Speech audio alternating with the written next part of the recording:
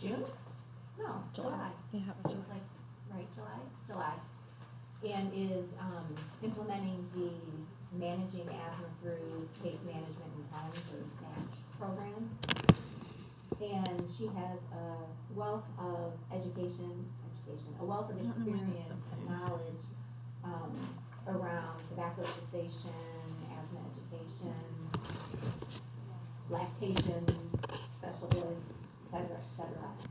And in a meeting with Caitlin and Aaliyah, they were talking a little bit about tobacco cessation, and both Caitlin and Aaliyah thought that it would be valuable to tap into Tiffany's expertise around tobacco cessation and do a little presentation as it, can help move the tobacco cessation pathway forward through success. Caitlin, I don't know if you want to add anything more. We were talking about, well, the reason it came up now is because it's one of the priority pathways that's reimbursable, but it's one of the harder pathways to close with goal met. And then Tiffany she actually created a program for pregnant women in Ingham County to help them quit smoking. So she has a lot of experience with tobacco cessation, so I thought it would be useful for you guys to maybe bring this back to your clients. This program that Caitlin's talking about with the pregnant women was a nationally recognized model. So this really does work, and the strengths to a program like what you're doing with Pathways is similar to what we did with the pregnant women. It's home-based. You're touching their lives more intimately than over the phone all the time, like the quit line. So it's very important, and you probably will have higher success rates in helping people quit smoking or leading them towards a path of quit smoking through what we're going to talk about today. What I'm giving you today, there's tools to help you. Don't think that you have to know it all. You can refer to these tools. You can look back at the information. They're just helps and guiding. The neat thing about this type of program and what you're doing is it's peer-to-peer, and that's what works best. When they're an expert in their smoking and you're an expert in providing resources. You will hear silence until the conference begins. On the line. Are you there, Ottawa? Hello? Did we kick you off? Did I touch something? It's still on. Sue?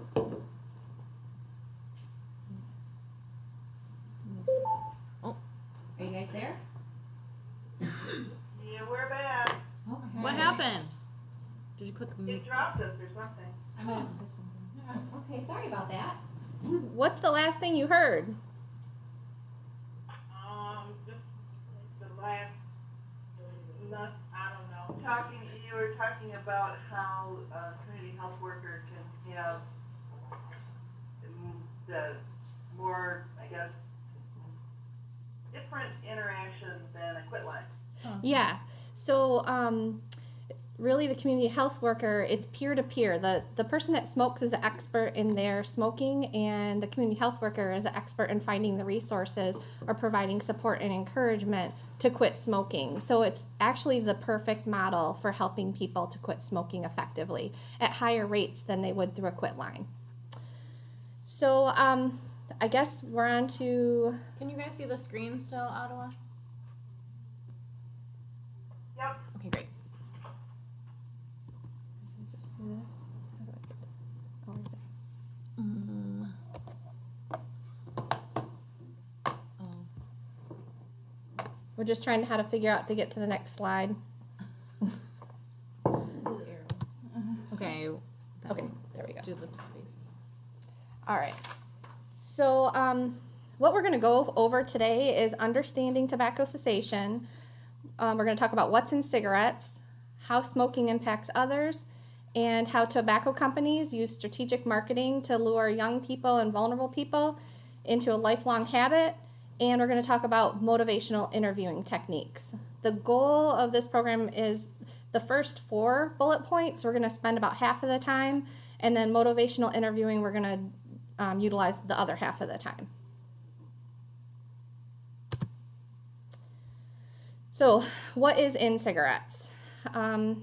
Nicotine is what people usually think about as in what's in cigarettes, but it's full of other chemicals. There's a poster in the back of the room, and I'm sorry, Ottawa, you can't see it, but you'll be able to see it in the slides coming up. There's thousands of chemicals in tobacco, and we're going to watch a little video on that. Oh, yeah. Videos.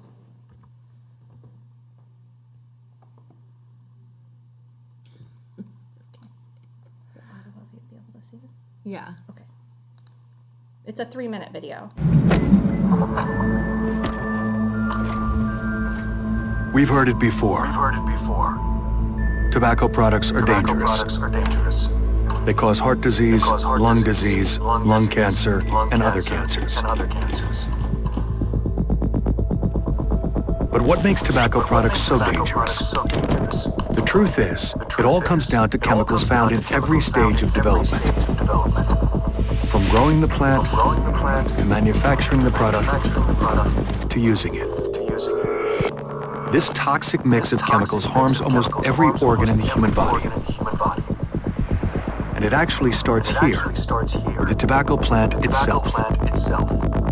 Nicotine naturally exists in the tobacco plant, serving as its pesticide against insects and animals. Nicotine is the chemical that causes addiction, and it's the main reason it's so hard to quit smoking once you start. It can change the way your brain works, causing you to crave more nicotine. Where tobacco is grown can affect its chemical content. Heavy metals like cadmium and lead are often found in the soil, and fertilizers usually contain nitrates that build up in the plant as it grows, and are released when the tobacco is burned. All cigarettes, even those advertised as natural, organic, or additive-free, have chemicals that could cause serious harm to your health. After a long hot summer, the tobacco plants are ready for harvest. During the curing process, chemicals called tobacco-specific nitrosamines, or TSNAs, form. These TSNAs can cause cancer of the lungs and esophagus. After curing, the leaves are shipped to the manufacturer. When making cigarettes, the manufacturer often adds chemicals to the tobacco to control moisture, enhance flavor, and mask harshness. But some of these added chemicals also cause harm. For example, manufacturers may add ammonia compounds, which change how easily nicotine can be absorbed into the body. Manufacturers also may add sugars to mask harshness. These natural and added sugars can lead to the formation of acetaldehyde, a cancer-causing chemical that can make nicotine even more addictive. When you smoke, you absorb these dangerous chemicals through your mouth and lungs. But there's one more way to add even more toxic chemicals to a cigarette. Light it. Burning the cigarette creates dangerous new chemicals that weren't present in the growing and manufacturing stages. If you smoke, or if you're exposed to secondhand smoke, you inhale carbon monoxide, which can lead to heart damage. 1,3-butadiene, which affects the reproductive system. Acrolein, which can cause irreversible lung damage. Benzene, which may decrease fertility. More than 70 cancer-causing chemicals, and many others. These chemicals are found in every puff of cigarette smoke, and they're known to cause disastrous health effects, such as lung disease, heart disease, and a laundry list of cancers. And to think, it all started here.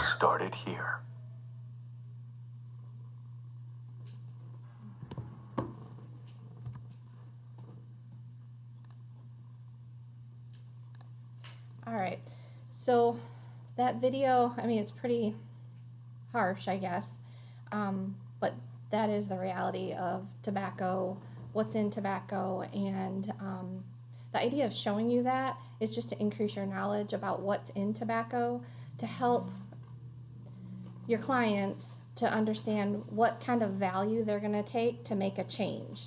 So whether it be what's their health, they want to improve their health, or if they want to create a home that has a smoke-free environment for, maybe they have a child with asthma, maybe they want to save money, and we'll talk about some of that later. But these videos and this information is to help you to understand that you're going to pour value into what your clients need or want, or maybe they don't even know that they have value in certain areas, and you can help them discover that. Also, I wanted to bring up that many people have the belief that quit smoking program won't work for them, or they might lack support in, they might not have anybody to help them quit smoking. They might not know anybody that quit smoking. Maybe all their family members smoke. Maybe they're too busy, they think, or maybe they have a lack of transportation to a quit smoking workshop. Maybe they have lack of childcare, so they can't leave. They don't have any safe childcare to take. So those are all things that I know that you community health workers can help with as well, to help them access quit smoking resources. And a lot of people, and this is the one that you'll come up with probably the most, is they just don't think that smoking cessation is a priority. So that's where you can help with that to get them to the quit smoking goal. There's an addiction part of the brain as well, and I really empathize with people who smoke. In working with a lot of people who smoke, it's difficult. And I've not been a smoker, but I see the lives and have heard the stories of people who do smoke, and how a lot of times they describe it is it's a war of the brain. So the part of the brain up here definitely knows it's not a good idea to smoke, whether they acknowledge that or not. The back part of the brain, which it drives the need to find food, to find water or something to drink, sex, that's the part where addiction happens, and it's a very strong drive to get those receptors that are back there filled with nicotine. And when people can't get that filled, it drives them crazy. This back here, the addiction, overcomes their perceived knowledge that they know that it's the right thing to do to quit smoking. And it's a war of the brain, and usually the addiction part wins. So there are some ways that you can help with that. Nicotine replacement, and we'll talk about that in a little bit too, is key to helping people quit smoking. Nicotine is not all healthy, but it's probably the healthiest part of the cigarette. And if you can get people on nicotine replacement therapy, so if you can get them into their doctor and get them to nicotine replacement, it will help ease the symptoms of the addiction to make them change their patterns of their life so that they can reach that quit smoking goal. And here's some reasons why, too. So the neurological or neurochemical benefits of nicotine: dopamine, there's pleasure and appetite suppression; norepinephrine, which causes arousal or just to be more awake, and appetite suppression; acetylcholine, which is arousal and cognitive enhancement; there's vasopressin, which causes memory improvement; serotonin, which causes mood modulation and appetite suppression; and beta endorphins that reduce anxiety and tension. Those are all the positive parts of nicotine, which, if you look at those positive parts, if people are self-medicating themselves to deal with anxiety and depression, that might be another avenue that a community health worker would take to help them get help in those areas.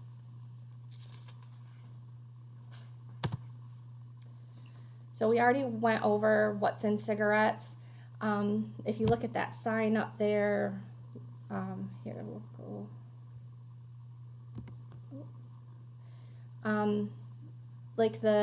I use this bag, and you could come up with your own bag, or you could just use the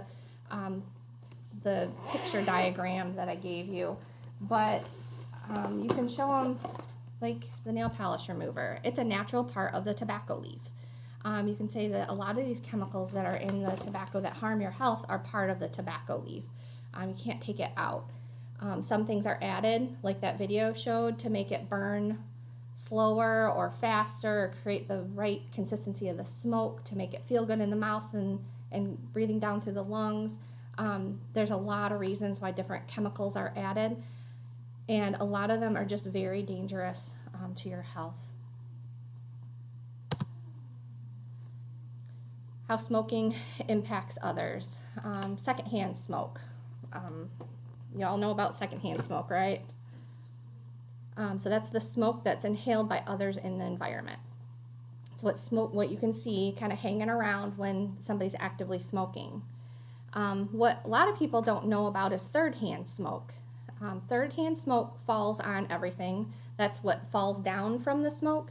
It falls on the walls. You've seen, if you go into smokers' homes, kind of a yellowish on their walls. If they smoke in their car, you'll see that the car windows are kind of fogged up a little bit. Those are different chemicals that are in the smoke that kind of fall and stick. It can fall on the floor, clothes, skin, hair. If there's children, and especially young children, they crawl, they put their hands in their mouth, they're exposed to those chemicals that are very dangerous that are in the cigarettes. And it's not just smoke, there's all those chemicals. So maybe a smoker didn't think of that, and it might be a good idea to bring that up. Third-hand smoke too, if people go outside to smoke, that's much better than smoking in the house, especially if they have small children or other people in their home. But at the same time, when they come back in, those chemicals are still on their body. So if they have a baby or a small child that they're hugging and loving on, the chemicals are getting on them as well. There's also an economic impact that smoking has on other people, and that is that there's decreased amount of money when you spend it on tobacco products. The average price right now of a pack of cigarettes is about $8, and if they smoked a pack a day, that would be almost $3,000. So if they quit smoking, that would be $3,000 more that a person would have in their pocket. Now, if it's a husband and wife or boyfriend and girlfriend and they're both smoking, that's $6,000 more that they could have in their pocket. So you can maybe go through the cost, how many cigarettes they smoke a day, and find out the economic impact. Maybe that would create value in helping them quit smoking as well. It's kind of self-explanatory. I know that people in the program that I worked with before that quit smoking, they actually bought a home. They bought a car. So it can really increase quality of life by quitting smoking as well in the economic area, or take that vacation that they've always wanted to take. The psychological impact, and this is something that a lot of people don't think about either, is you're always thinking about cigarettes because it's an addiction. You're thinking about when you're going to run out of cigarettes, when you're going to smoke your next cigarette. And a lot of times, every 2 hours, that's when the nicotine half-life kind of runs out. It's every 2 hours. People typically need a new dose of nicotine to feel normal for their brain and not the screaming in the back with the neuroreceptors. So when you're every 2 hours thinking about that, and maybe you start thinking about getting a cigarette a half an hour before you're going to have a cigarette, you're spending a lot of time thinking about that and maybe not other things. Home priorities, children priorities, things like that. Work priorities as well. So that's just something to think about too. I know that a lot of the families that I worked with as well, they had problems getting to the store to get cigarettes, and that was a whole nother issue because they had to find somebody, and they spent time finding somebody to be able to get them the money, yeah, bless you, and to be able to go get the cigarettes. And it's just a real time-consuming thing. All right, this is something too that you could probably bring up for families, and not just one of these will work. Sometimes it's a couple of these different things, but the topics that we're hitting on today with what's in cigarettes, how it affects others, and then the tobacco companies using strategic marketing to get somebody hooked could help create value. So it is a proven fact that tobacco companies market to children, especially in low income areas. They have signs down. If you go into a little store in a downtown area, you'll see that there's a lot of times tobacco products or tobacco signs that look very appealing to children, and it's on purpose. So they highly market in low income areas. And you'll notice too that a lot of low income people smoke menthol cigarettes, which that's a big problem because menthol cigarettes, they're stronger. The menthol in them causes people to inhale more deeply. They actually, when we used carbon monoxide machines, which people blow into to see what their carbon monoxide levels are, people that smoke menthol cigarettes had a much higher number. A quit smoking number, I'll give you ideas, like 6. People that smoke regular cigarettes, they would blow like a 10. Menthol, people that smoke menthol cigarettes, it was in the 20s, the high 20s. They just inhale deeper, they smoke less cigarettes, and that appeals to the low income people because they don't need as much to get a higher dose of the chemicals in the nicotine. But it's very damaging. It causes lung cancer at much higher rates. The tobacco companies market to women. They market the slim cigarettes or the light cigarettes. And the only difference between a regular cigarette and a light cigarette is the little holes that they put on the end of the cigarette. And it really makes no difference because that's where you put your fingers and you usually hold that area and smoke instead. So the whole light thing is kind of a misnomer. But they usually put light cigarettes or slim cigarettes with a pretty model in magazines and really draw women in to think that you could be thinner or more beautiful if you smoke these cigarettes. There's a lot of psychological marketing that goes on. So women also tend to smoke, they have a relationship with a cigarette, where men, it's more of a, I just need a fix. So usually for women, it's harder to quit smoking because they have that relationship with the cigarette. Sounds kind of funny, and I don't know if I'm explaining it well. That's just what happens. It's the way that our brains are made up, and the difference between male and females. So tobacco companies are forever creating new products to keep people hooked. Flavored cigarettes, and you'll see those advertised a lot right at the level where kids see grape flavored cigars, strawberry flavored. You know, there's all these great products right there. And there's e-cigarettes, there's hookahs, vaping, there's snuff, there's chew, and there's people who roll their own. All of them are dangerous, and all of them have chemicals that cause cancer in them.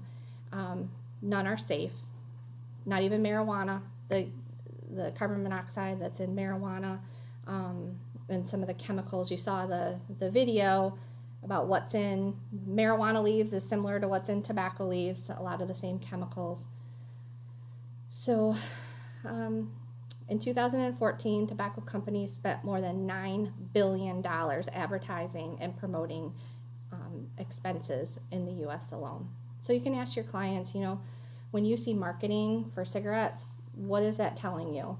Is it, you know, ask them questions like, what do you think? Are they looking out for your health, really? Or are they looking out to earn money? It's a simple question, and that can create value as well. So now we're on to the motivational interviewing part, and this is key, and it's just it helps people make change. So it's a collaborative, person-centered form of guiding to elicit and strengthen motivation for change. And we're going to watch a little video on this. Let's see.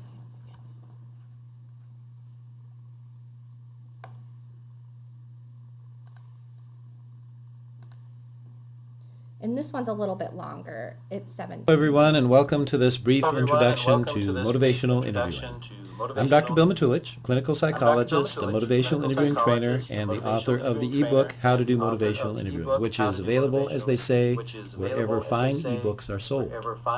So today I just want to share with you a brief slide presentation outlining the basic concepts of motivational interviewing for you.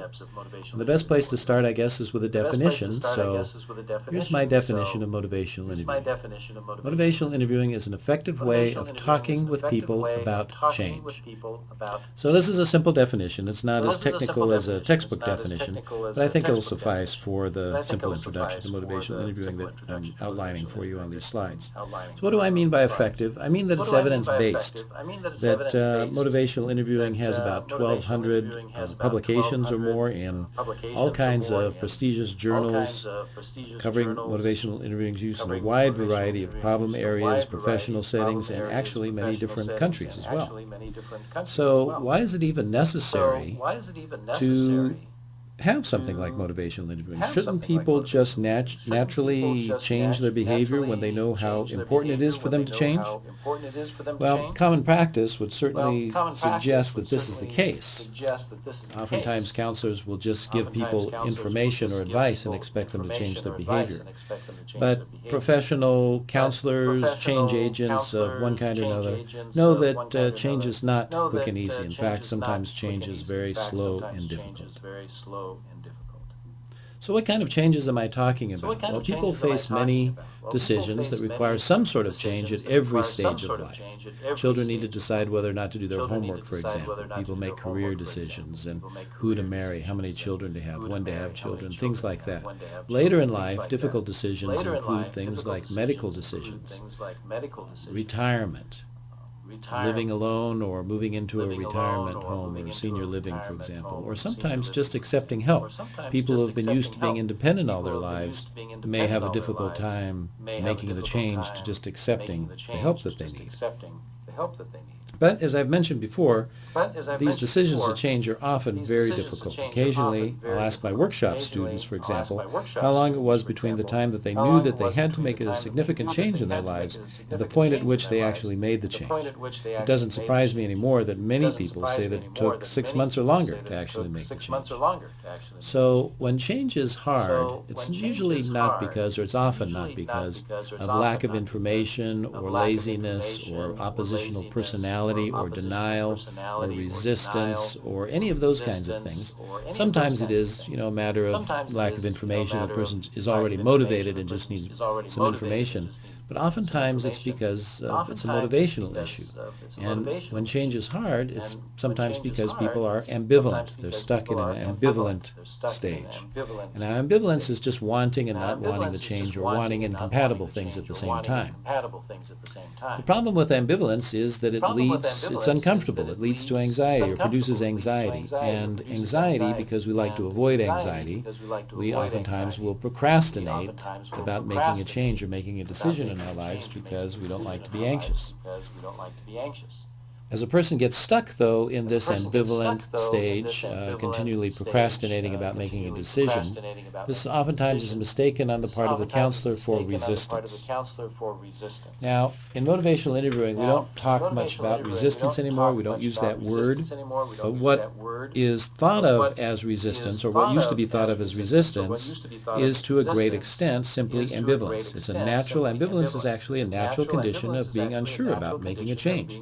It's a normal consequence about thinking about the pros and the cons of making a change. When people get stuck here, though, and change doesn't happen as quickly as the counselor thinks it should, it could look like the client is being resistant. So how does motivational interviewing help? Well, motivational interviewing helps by resolving this ambivalence and helping the client, the person, move towards healthy behavior change. It also helps by eliciting a person's own motivation to change, eliciting their own arguments for making a change in a healthy direction. So what are some of the underlying concepts of motivational interviewing? Well, the first one is the spirit of motivational interviewing, and this is described by 4 words. The first word is partnership, which refers to the fact that in motivational interviewing, the counselor and the client work collaboratively together, and the counselor avoids the expert role. The second word is acceptance, and this refers to the fact that the client respects that the counselor respects the client's autonomy, their irrevocable right to make decisions about their own lives, their potential, their strengths, and their perspective. We try to see the world through the client's perspective. Compassion refers to the fact that we keep the client's best interest in mind. And the last word is evocation, which refers to the idea that the best notions, the best ideas about change come from the client. Those are the ones that the client is going to act on much more readily than ideas that come from the counselor. So in order to do motivational interviewing, there are 4 skills that are necessary to master. These core skills are open questions, affirmations, reflections, and summaries. And these are nothing new to motivational interviewing or nothing unique to motivational interviewing. These are basic counseling skills that people have learned if they take a basic counseling class. Now, if you take the first letter of each one of these skills, it spells out the word ORS, and we use that acronym sometimes to refer to the 4 skills. We say that we are using our ORS skills. So here's some examples of some of the ORS skills. Open questions are questions, of course, that call for more than a yes or no answer. So this question up there, are you in pain, is not an open question, it's a closed question. A more skillful open question would be something like, how do you feel? How much alcohol do you drink a day is a closed question. That could be changed to, what role does alcohol play in your life? An open question. Don't you want to move to a safer place? Calls pretty much for a yes or no answer. What are the advantages that you see in moving to a safer place is an open question that calls for more of a discussion. In motivational interviewing, we try to ask more open questions than closed questions. We do this in order to encourage the client to talk about what's on his or her mind, rather than questioning the client based on what's on the counselor's mind or based on the counselor's agenda. The second skill is the skill of affirmations. Now, affirmations are simply statements about anything positive that the counselor notices about the client. Awards, attempts, achievements, accomplishments, prior successes, anything that we can point out to the client. Here's some examples of affirmations. You really care a lot about your family. This is hard work you're doing. You were successful in changing in the past. It took a lot of courage coming in today knowing that you had a dirty urinalysis. These can all be examples of affirmations. Now, we use affirmations in motivational interviewing to build a sense of self-confidence or a sense of self-efficacy. The third skill is maybe the most important skill in motivational interviewing, the most important of the 4 core skills at any rate, and that's the skill of reflective listening. Reflections are simply understanding what the client is thinking and feeling and then saying it back to the client. Reflections are statements, not questions. Here's some examples of reflections. This is a person coming in to talk about post-traumatic stress disorder to a counselor, and he might say something like, I don't think that I have post-traumatic stress disorder. So a reflection might be, you're not sure about the diagnosis of PTSD. I've been this way for so long, I think it's just my personality. So all of this seems normal to you. Well, I don't like the road rage or getting angry with my wife. Road rage and anger at your wife are a couple of things you'd like to change. So you see that there are no questions there. Those are all reflections. Now, we use reflections in motivational interviewing to convey empathy and understanding, and especially to be able to start to see the world through our client's eyes. The fourth skill is summarizing, and summaries are simply long reflections of more than one client statement. Here's a woman thinking about moving to a retirement home or senior housing, something like that, and she's in the ambivalent stage. She's making arguments for both moving and not moving at the same time. So she might say something like, I don't want to move, I like my house, I've been there for a long time. I'm worried about falling, though. I'm a bit unsteady on my feet these days. But I'd have to change doctors, and that would be a hassle for me. But if I moved, maybe I could move closer to my grandchildren. I might be able to see my grandchildren more often, and I might feel safer in senior housing. So there's lots of different ways that you can respond to these statements that the woman is making, but if you wanted to summarize, the summary might go something like this. If I understand you correctly, you've been thinking of moving to senior housing. There's a downside in that you'd have to find new doctors and it would be unfamiliar. You also think you'd be safer in senior housing and could be closer to your grandchildren. And there's a number of different uses for summaries in motivational interviewing. The most important maybe is that summaries provide an opportunity for the counselor to become strategic and guide the client toward healthy behavior change by selectively summarizing the client's own reasons for change. Now, in motivational interviewing, there are four processes. There's engaging, focusing, evoking, and planning. And these four processes are somewhat sequential in nature, and that you have to engage your client before you can focus on a particular topic or behavior to change. You need to focus on that topic before you can evoke motivation. Then you have to have motivation before you can do any planning. So let's look at each one of these in a little bit more detail. Engaging is defined as the process of establishing a trusting and mutually respectful relationship. Now, this isn't unique or exclusive to the practice of motivational interviewing, but it just makes sense that you need some connection with your client before you can even begin to talk about the client changing their behavior. So other words that you may be more familiar with are attuning to your client, aligning with your client, joining with your client, establishing a therapeutic relationship, connecting with your client. All of these kinds of things refer to the same process in motivational interviewing. It's the process of engaging. Now, in motivational interviewing, it's just as important to know what not to do, what to avoid, as it is to know what to do. And nowhere is this more important than in the first process of motivational interviewing, process of engaging. One of the things that you want to avoid then is the assessment trap, or assessing your client. Asking a whole bunch of questions right off the bat is off-putting. Your client is not really going to be engaged with you if that's all that you're doing is just asking a bunch of questions, and all they have to do is just sit there and answer question after question. That's not engaging to your client. So you want to avoid assessing your client right off the bat. Another thing that you want to avoid is telling your client how to fix their problem. So if you make a quick diagnosis, if the counselor makes a quick diagnosis and then offers a solution, this also is not going to be engaging. So you want to avoid telling your client how to fix their problem. A power differential is something else that may turn your client off in terms of establishing a useful relationship. If you come across as some authority figure, for example, sometimes people don't really like that, and that may interfere with the engaging process.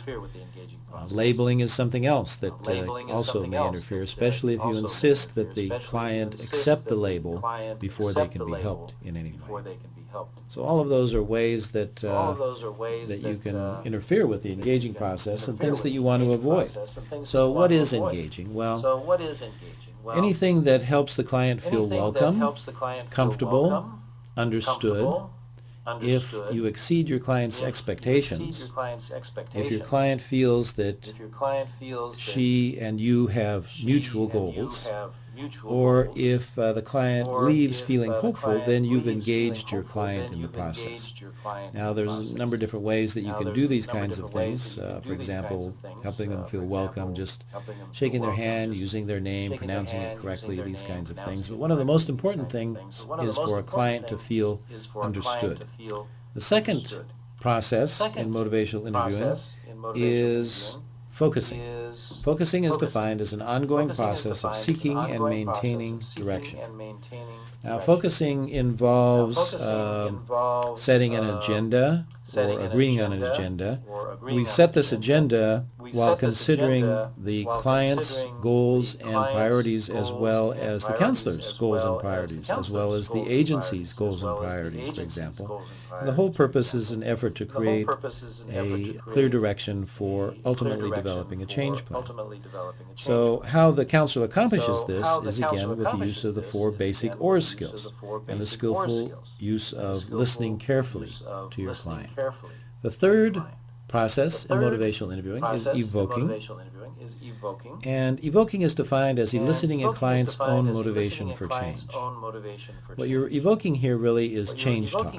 So what is change talk? Well, change talk is defined as client speech that favors movement in the direction of change.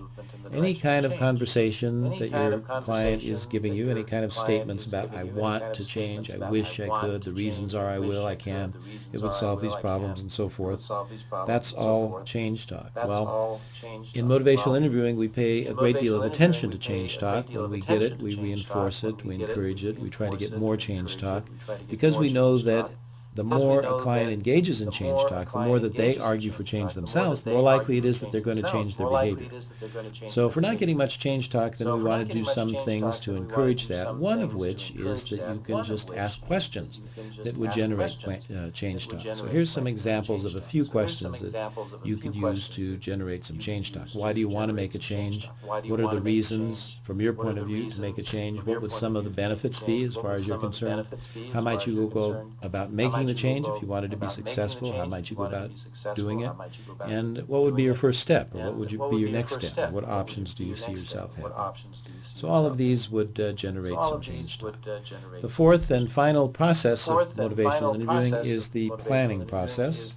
And planning is defined as developing a specific change plan that the client agrees to and is willing to implement. In using the 4 basic skills, the OR skills, the skillful motivational interviewing counselor has already engaged the client, focused on a particular topic, elicited some change talk, and within that change talk there are not only reasons that the client sees for making the change and benefits that would accrue if they were to make the change, but also ways that the client could make the change and be successful at that. And these are important to pay attention to during those phases or those processes of motivational interviewing, so that when it comes to the planning phase, then it's just a process of going from a general concept to developing a specific plan. And the plan needs to be a SMART plan. It needs to be specific, measurable, achievable, relevant, and time. And once you get a plan that is SMART, then that would be the end of motivational interviewing. So that's a brief introduction to motivational interviewing, in a nutshell, so to speak. So I hope it's been useful to you and helpful. If you'd like further information, you're welcome to visit my website, www.motivationalinterviewingonline.com. And until next time we meet, I wish you joy and success in your work and peace and happiness in your life. Thank you very much for watching. See you next time.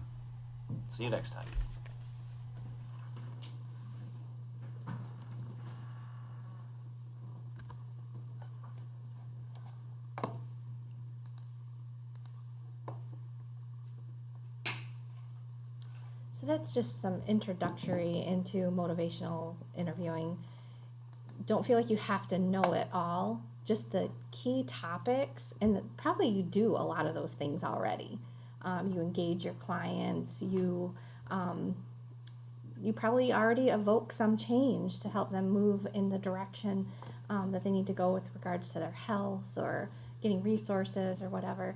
And then you probably start helping them plan and how they're going to do that. A lot of these things that you do already, there's just some good key tips and pointers that might be a little more helpful to you as you go forward in your work. So motivational interviewing is a particular kind of conversation about change. It's just a way to communicate. Motivational interviewing is collaborative, it's person-centered, it's a partnership, it honors the individual person, and it's not expert recipient. It's 2 people just working together towards a mutual goal. The client's an expert in what they do, and you're an expert in what you do, and you partner together to reach a goal. Motivational interviewing is evocative. I always have a hard time with that word. It seeks to call forth a person's own motivation and commitment to something. So it creates a value for that person. So this is kind of an example, a way that you could talk to somebody who maybe mentions that they're a smoker, and you might think that they might respond. You can say, "You mentioned that you smoke cigarettes. Thank you for sharing that with me. You're an expert in your smoking, and I'm a person that can help you access resources. I can be part of your team providing support, encouragement, and resources. I'd like to share with you about the quit tobacco resources that are available in your area, if that's okay." And then you could say, "Quitting is the #1 best thing you can do for your health. Would you like to share with me more about your smoking?" Something as simple as that. There's a lot of things in this that they talked about in the motivational interviewing video that we just watched. You're acknowledging that they smoke cigarettes. You're thanking them for sharing that with you. You're saying that they're the expert in their smoking and that you're the expert in resources. And that you can be on their team. I mean, that's encouraging to people and providing support and encouragement and resources. And you all, because you're community health workers, I know you're excellent at providing support and encouragement, and this one too, resources. So I'd like to share with you about the quit tobacco resources that are available in this area. You know, so you're offering, here's something I can do for you, and then you're providing them with a little bit of information. Quitting is the #1 best thing you can do for their health. And they probably already know this, but maybe they haven't thought about it in a way that elicits a change process. So, and then, this too, if that's okay. Asking permission to do things, it seems like petty and that you wouldn't need to do that. People really value that, and they really like you're asking permission to share things with them. It's respectful, and usually people respond a lot better than being told something. And if they say no, just say, "Okay, you know, I respect that you don't want to hear about that right now, and that's okay. If you ever do in the future, let me know. Would you like to share with me about your smoking?" I can almost guarantee you, if you say something like this to somebody who smokes, you're going to get a long story from them. You're probably going to get, "I started smoking when I was 9 years old," or "I started smoking when I was 11 years old." And you're going to get a story that it's going to blow your mind. There's going to be pain in that. Some people say, "I started smoking after I was raped." There's stories that you'll elicit, and you'll be able to connect these people with resources that will change their life potentially.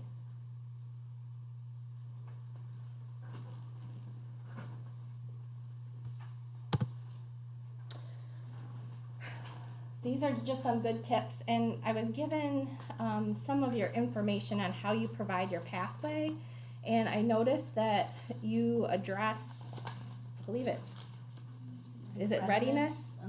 Readiness and confidence. And confidence. So this addresses readiness, importance as well. So it adds one more step. And you can add this. You can simply ask a person if they've engaged and they really want to think about quit smoking. You can say on a piece of paper,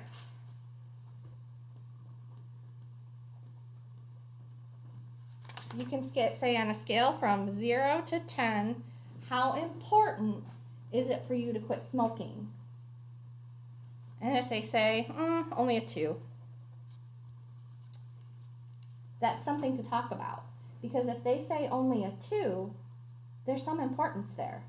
And you can say, well, why do you find it important, or what can I do to increase the importance? Is there any information I can provide to you, any resources, is there anything you want to talk about to increase the importance? And then you can go down to how confident are you? That might look different. So somebody could also say for importance, they could say 9. it's important for me to quit smoking. But when you ask them the confidence one, they might say, I'm not confident at all. I give myself a 1. So then that's a whole nother conversation too. Well, how can I help you to be more confident? Is there anything that I can do? Any resources? You know, everybody quit smoking for different reasons. What's your reason that you want to quit smoking? And maybe they say, for my health. Well, then in your packet, there's what happens immediately after. It's the American Red Cross page. And like what happens right away after when you quit smoking. It's like, the second page. You know, your blood pressure decreases. Your carbon monoxide levels go down. There's some things that happen immediately that are so important for your health.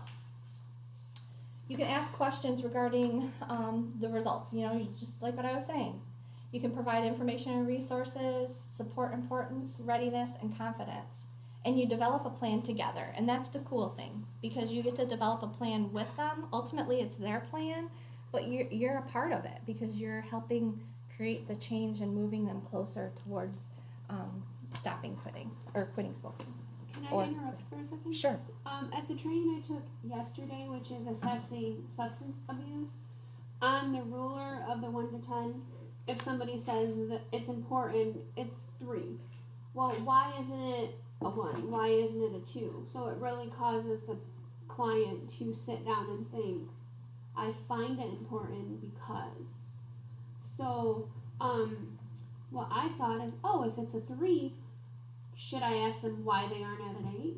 Well, I was kind of shut down because why aren't you there is kind of demeaning. So I'm thinking if they're at a 3, kind of ask the client, why aren't you at a 1? So anything lower, because then it builds the confidence and the rapport there too. That's a good strategy too, Leah. Thanks for sharing. Yeah. All right. And follow up on that, you could ask them, you know, you could say what it was that makes them a 3 versus a 1 or a 2. Then you can say, like, you know, what do you feel like it would take to get you to the Yep. either 9 or For sure. Yeah. So just with quit smoking statistics, nearly 70% of smokers want to quit smoking altogether. 70%. That's a lot. Approximately 40% of smokers will try to quit this year. About 7% will succeed at quitting their first try. Not a huge number, and that's because of that addiction process.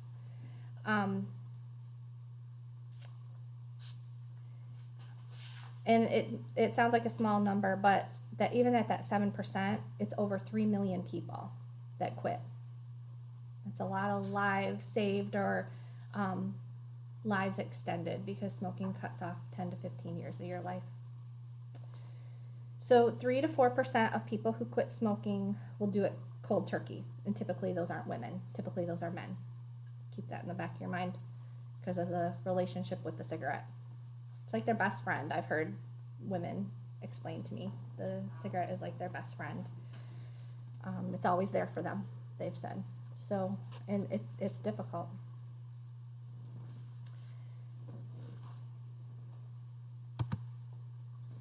So the perfect people to help are CHWs. I feel this with all my heart. You provide the support and encouragement for others to you provide support and encouragement, and you ask others to support them as well. So something that you could do would be, you know, I can help you and I can provide support, and you can find other people in their circle that would provide support. Maybe they have an aunt that quit smoking. You can say, okay, link up with her, you know, find out what she did. And that way she's finding out from other people too about quitting smoking. And you're creating this system for helping somebody to quit smoking that's way beyond you. Provide education and information that will strengthen importance, readiness, and confidence. And that's why we went through all that tobacco information, and now I've given you that packet. In that packet there's, I didn't grab one, so. Ottawa, I don't think you guys have the packet of resources. I did not send that out, so we'll get that emailed out to you. Yeah, there's what's in cigarette smoke. So there's the cigarette, which is helpful. There's the American Lung Association, what happens 20 minutes after quitting up to 15 years after quitting, the changes that happen in the body. There's another what's in tobacco smoke. It's just a different form that can be helpful. And on the back, there's consequences of inhaling tobacco smoke and the dangers of secondhand smoke. This is something that might be important too, because I know that you deal with a lot of people who are potentially having surgery or leaving maybe the hospital, and how quitting smoking helps them heal faster. There's information on that. This is about carbon monoxide, and a lot of people don't talk about carbon monoxide being in cigarettes, but it's one of the things that really impacts health. It decreases oxygen in a person's body. It makes them tired. It makes them not be able to exercise. It makes them have headaches. And it just decreases quality of life. And this is something that right away, when they quit smoking, within 24 hours, they start feeling better. They have more energy. They have more tolerance to exercise. They just start feeling better. And then this is the Michigan Tobacco Quit Line fact sheet. It's available 24 hours a day. Callers can leave messages, and usually they call back within 2 business days. There's quit line services, so that's your goal is to develop a quit plan. They can help with that as well. So that's statewide. And then the next thing is there's a quit tobacco guide to nicotine dependence. And what's really neat is that in the state of Michigan, they've approved all of these quit tobacco pharmacy items for Medicaid. And that didn't used to be the case a while, like 5 years ago. So somebody that has Medicaid, or if they have no insurance, they can get these as well. Through different organizations, but you can get the patch, the gum, the lozenge, nasal spray, or the inhaler, also Wellbutrin or Zyban, and Chantix. And it's very, can be very, very helpful. The nicotine products, like the nicotine inhaler, I've worked with a lot of people, and that works good for women because it's replacement of an addiction. So when you replace something, it's very helpful. If you can move people towards seeing that they spend a lot of time thinking about smoking and getting their cigarettes and tobacco, and if they can replace that with something else, it makes quitting smoking a lot easier. The nicotine inhaler, like I said, works well because that hand-to-mouth thing. You can provide candies or suggest that they get candies or straws or carrot sticks or celery sticks, things that will help the hand-to-mouth thing. One gal used a honey dipper, because it was around the same size as the cigarettes that she smoked, and she would just carry that around all day and fidget with it and put it to her mouth. It's an oral fixation too sometimes, and it just helps with that. Some people use Chantix and a nicotine product to help quit smoking. And the reason why the medication is so important as well is because there's so many changes that happen right away when you quit smoking. Not only are you withdrawing from nicotine, you're withdrawing from all those other chemicals that are in the cigarettes. Something in this little bag that I use too to show people about quitting smoking, your body actually starts healing itself, like in the second page that you saw. The cilia that are in the respiratory tract that go all the way up and down from your nose down to the bronchi, there's these little fingers of cilia, kind of like this, and they die, or they don't die, they become dormant when you smoke. The chemicals in the cigarette actually make them ineffective. So what happens when you breathe in cigarette is the tar from the cigarettes goes down in your lungs, and it kind of stays down there. your body's naturally has a way to bring up things from your lungs, but when you smoke, it just stays down there. That's why if you've seen pictures of lungs, you can all have one of these rulers, why lungs of smokers turn black.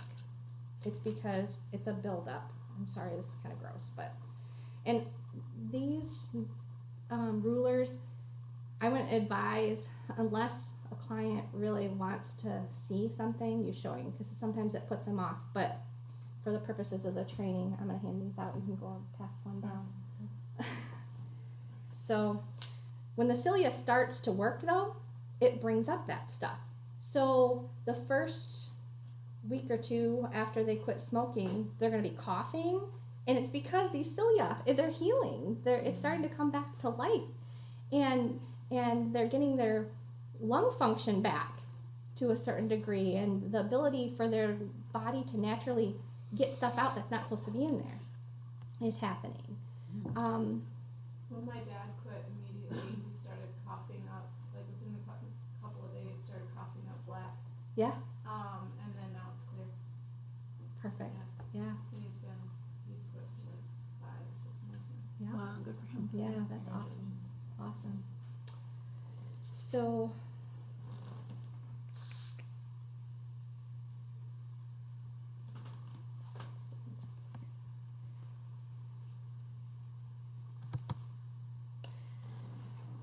the first link up there is the smoke-free quit plan. Do you have a quit plan that's in your pathway?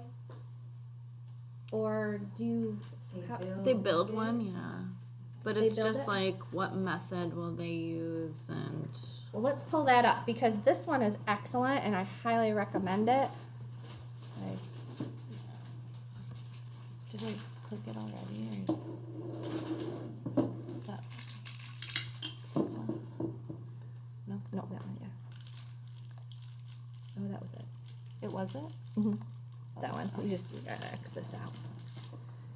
So this is a really good one. I have been out of tobacco treatment for a while, so my last plan I had was a written one, and it was from 2003.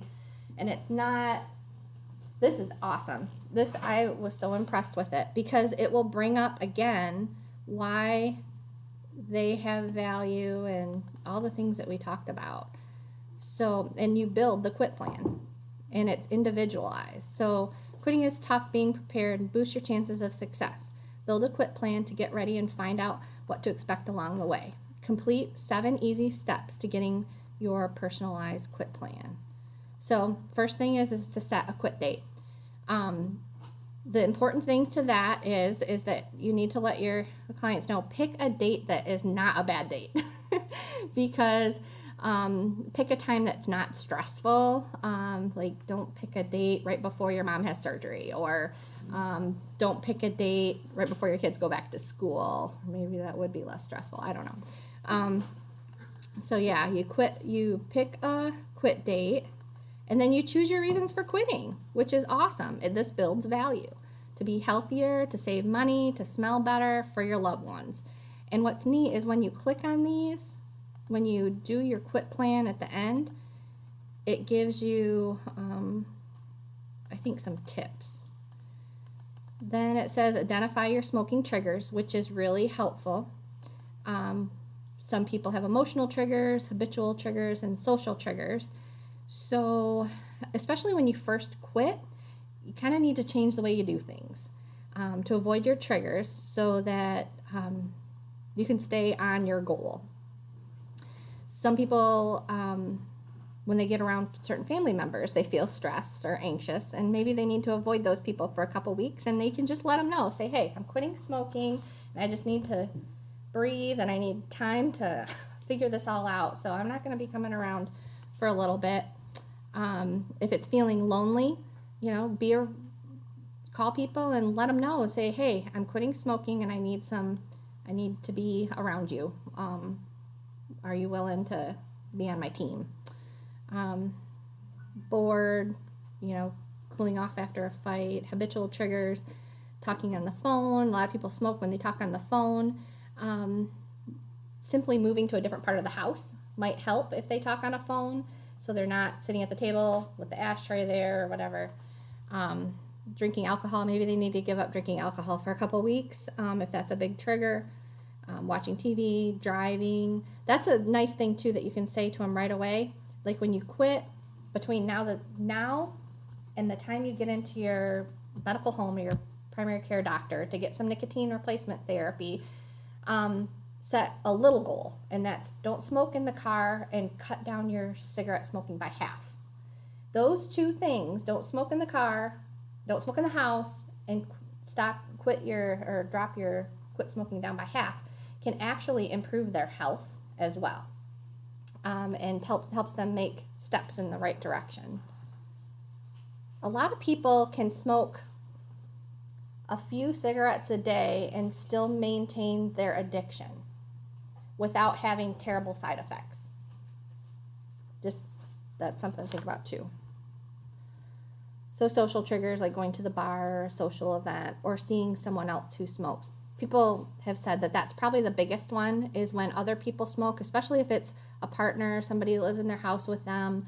They try to sabotage each other. So it's good to get everybody in the home to quit smoking as well, if you can. If not, have that other person sign a contract. Say, you know, I'm not going to smoke around you because I know you're trying to quit. And I don't think we have triggers in our No, the pathway's not this. comprehensive. This is No. nice. Yeah, this is really nice. Mm-hmm. And then prepare to fight cravings. So if you have a craving, what do you do to keep your hands and mouth busy? Do you, there's some tips right down there. Hold a straw in your hand and breathe through it. Play with a coin or paper clip.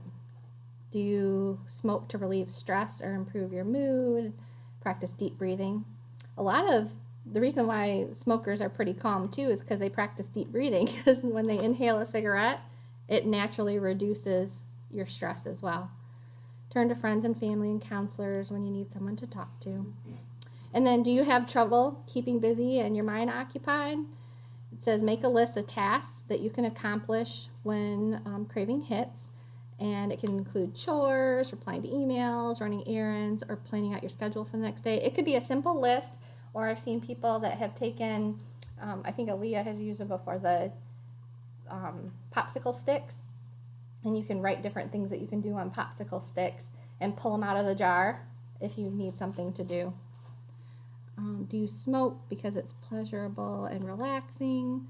Treat yourself to a different pleasure. Listen to your favorite song, plan a movie night with friends, or save up your cigarette money for a special treat when you reach a smoke-free milestone.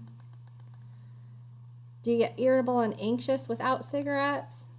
And then this is where nicotine replacement comes in. It can just help ease the quit smoking. So use the patches, the gum, or the lozenges, or the inhalers, and it can help relieve your withdrawal symptoms. And talk to your doctor. So you do need a prescription for these things. Like I said, in the state of Michigan, all of it's paid for through Medicaid, through the common formulary. And then do you need a smoke for an energy boost? And then exercise. I knew a gentleman who quit smoking, and he lost 30 pounds because he replaced his smoking with getting on the treadmill. It was incredible. Make sure you're getting plenty of sleep at night also to help you from feeling slow during the day. And I would say, you know, the advice that you can give to somebody who's quitting smoking is don't be hard on yourself.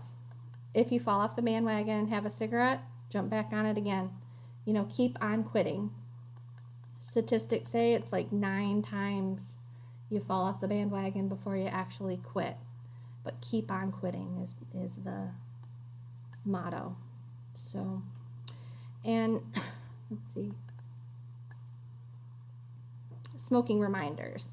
So this is important too. So seeing reminders of smoking makes it harder to stay smoke-free. Get rid of any reminders in your home, car, and workplace before your quit day. Below is a list of common smoking reminders and how to deal with them. This list will be added to your quit plan. So wash your clothing, especially the jacket you wear to take smoke breaks. Clean your car. Get rid of matches, ashtrays, and any cigarette butts that might be outside your home. And sometimes people want to hang on to a few cigarettes, and I've known in a few cases that's helpful, but a lot of times the recommendation is to get everything out of your house, all smoking paraphernalia, including cigarettes. Some people will put them in the freezer and say they're not going to use them, but they end up using them. Put craving fighting items like straws, nicotine gum, or a list of chores in places where you keep your cigarettes, ashtrays, and matches and lighters. The night before quit day, throw away everything that's related to smoking. Don't hide a pack in your freezer, yep, or stash away your ashtrays in the back of a cabinet. Everything must go. And quit with extra help. So on here there's smoke-free text message programs, apps, on Facebook, quit lines. There's the NCI, Live Help, and a medication and nicotine replacement therapy. Those are all helpful. And I know some of your families don't have access to the internet, so you could actually do this for them if you have a way to do this for them, if you have computers, and then print it off for them, because you can print it off at the bottom. Oh, and then tell family and friends that you're quitting smoking and let them know you're quitting, and invite a friend to quit with you. It's always much better to do it with somebody else. And then it shows you can get your quit plan. It wants probably the quit date. Well, I can see the value of then uploading that quit plan to a set into the client record. Mm-hmm. And, granted, you've got sets to fill in on the actual pathway interventions, but then that whole quit plan could be uploaded and. That's a really good quit plan. Yeah, Mm-hmm.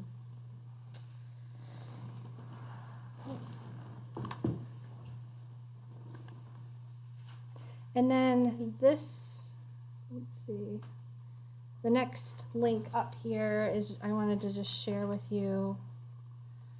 This is something that kind of just struck me, because like I said, I've been out of tobacco treatment, and it seemed like we were really making strides 5+ years ago in quit tobacco efforts, but this is a new thing.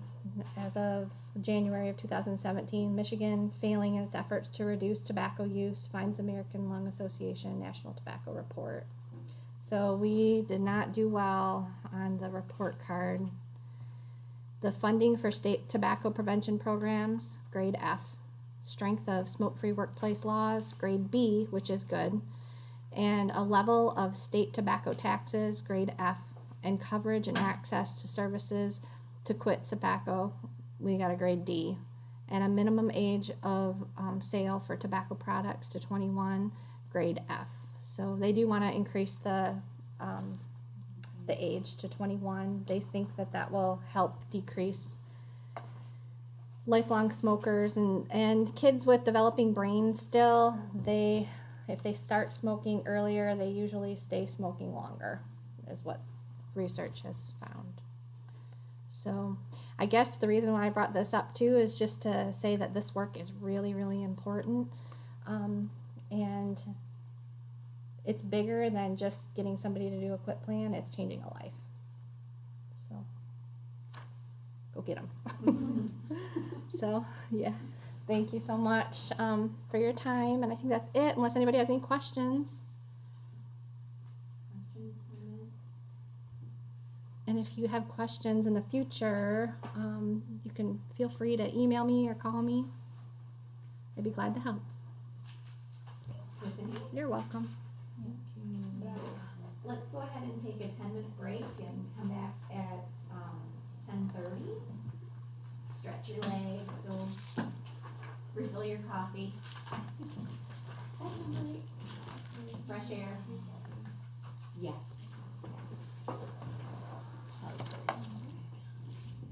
Caitlin, how are you? Okay, let me start this. Okay. All right. So when I was going through the McLaren authorizations and the time tracking the last time, it just I was feeling like maybe there was, there's something going on where people aren't tracking their time, or keeping track of the authorizations, and I can do that. I'm happy to continue to send those reports every other week, but I can't keep track if the tracked time isn't in there. So the authorized time should be in there, but then if you're not tracking time in a timely fashion, then I won't be able to catch up with it until it's a little too late. So and this isn't just one person, it's like pretty much across the board. But I asked Aaliyah to talk a little bit about some strategies that she's used, because she has the majority of her caseload is McLaren clients. And I know for most of you, you have just a handful of, at most, a handful of McLaren clients. And so, so I think that can be kind of a detriment. Like, none of you want a bunch of McLaren clients, but if all of them were, then you would have a routine for all of them. But because you just have a few, you know, maybe there's a difference between how you're tracking them versus other clients, or, you know, I don't really know because I'm not in your shoes. But I asked Aaliyah to talk about what her strategies are in keeping track, because she has had to, with 30 some clients that all need tracking and figuring out authorization, she's kind of had to figure out what's best for her. So I'm gonna let her talk here. Okay, so I have a couple of procedure changes to go through in the next hour. And the first thing, Kind of a nice segue for what Molly said, you know, that the health plans may not learn about the client until you do a request. Well, we do have a... So let me preface this by saying we sent McLaren all those patient status reports, and then we were like, that took way too freaking long for each of us. It took me like a whole day to process all of your guys' things, and I know each of you had taken like hours out of your day to process those. So I told them we're not doing that again, but they came back and said, we really love these, we really want these. Then they wanted me to send them all the case notes for all of their clients, and I said, hell no. And they were like, well, we want to know what's going on. And we've been sending them the pathways that are open and closed for them each month. But they have access to us. no. They did. No. We took it away. We said it was a security thing, but really what it was that they were using case notes as an excuse not to provide hours. So they would say, it looks like so-and-so is working with this caseworker from DHHS, so why do they need a community health worker? And then I'd have to educate them on how useless DHHS caseworkers can be. Some of them are okay, but no, they don't do what you guys do. And it was just like, it was more work than it needed to be. So when they said, and that's one of the reasons why when they said, I want to see case notes for each of these, I said, no. And also that would be a lot of work for me to run everybody's case notes every month. But they really wanted a way to see what's going on, even though we're sending them, in my opinion, what's going on in the pathways reports, and then the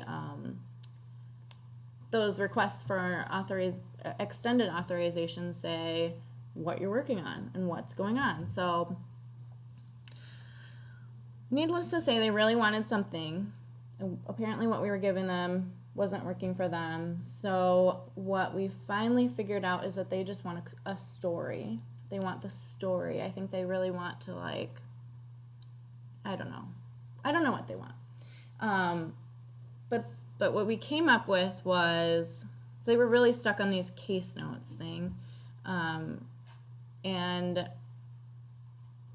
what we came up with instead was to have a case summary note. So there's a new category in a set, new note category. So instead of CH client contact, it'll be this case summary category. And what you'll do is I will run a report on all of the clients who've been active the last month who are McLaren or priority, and ask you to go in within a certain time frame and put in just a summary of what happened in the last month. This is for all open and anyone, even if they've been closed in recent days or weeks, if they were open at all, you'll just put in what's going on. And I have like some bullets of what should be included here. And I'll share this with you, send it out. But so you'll be triggered to write this summary. It will be just one paragraph. Shouldn't be like a ton of work, hopefully, to recall what's going on. And then I'll run a report on all of the case notes from, like, for October, I'll run the case notes for September. And then send that to McLaren and say, here's a summary of what's going on with each of your clients. This way they get their story, they find out what the barriers are in your words, what you've been doing, what actions you've been taking, and then hopefully that will make them, hopefully this will be sufficient for what they want. So you're gonna task us?